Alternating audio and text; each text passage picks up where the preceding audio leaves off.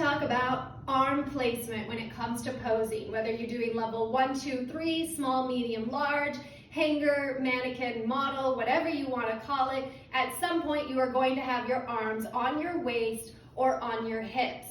Now there are a few key tips. Most of the time, arms on the hips just don't look good.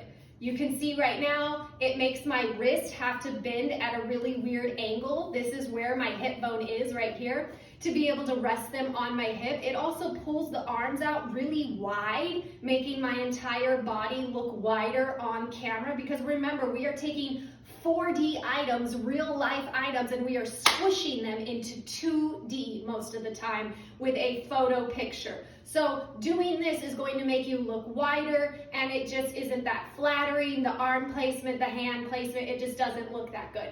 Now, some of you will be able to kind of tilt those elbows backwards a little bit, which will help with the widening issue, but it still just doesn't look that comfortable or good. And this is what we see a lot of celebrities and models doing at the beginning of their careers, is putting their hands on their hips because they don't know how to pose just yet. And you can see it just looks awkward and it looks weird. Now, instead of doing this typical pose, some things we can do is use the waist. So when we put our hands on our waist, it just kind of falls more natural. The shoulders kind of come down a little bit. The elbows already are naturally pulling back a little bit. Whereas when I was here, you see my shoulders went up, my elbows went out.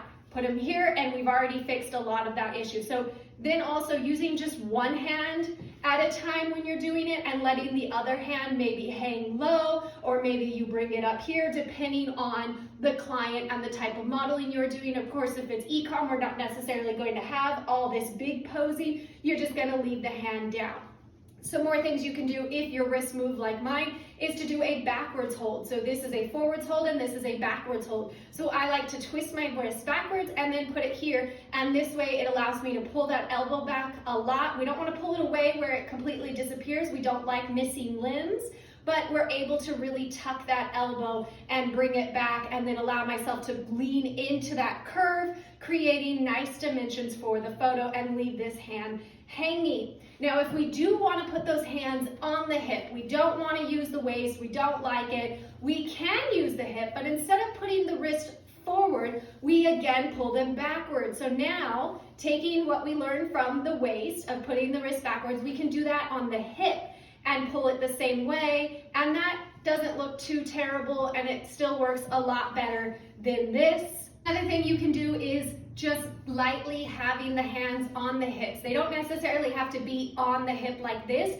You just lightly put the hand on the hip and then move it according to your pose where you want it. And it's just kind of like lightly grazing your hips and your thighs, and that can look really nice, and again allow you to bring those elbows in more and create a nicer silhouette than the awkward hip pose.